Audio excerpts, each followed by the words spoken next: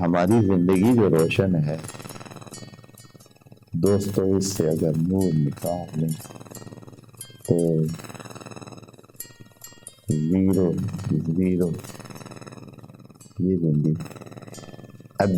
अभी जब हम इधर पे खुदा न खास्ता अगर अंधेरा छा जाए, 100% अंधेरा छा जाए, बिल्कुल कुछ भी यानी रोशनी का जरा भी इंतजाम ना हो,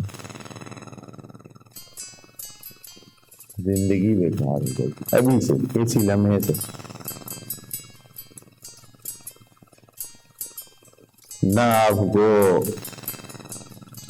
कहीं जाने की जरूरत पड़ेगी, नहीं कहीं उठने की, न बैठने की, न आने का दिल करेगा, न जाने का, न खाने का।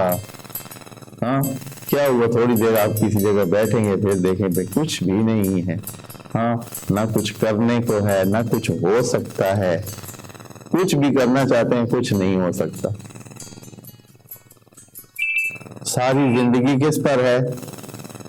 सारी जिंदगी इस पर मबनी है, सारी जिंदगी जो है वो नूर के साथ है। तो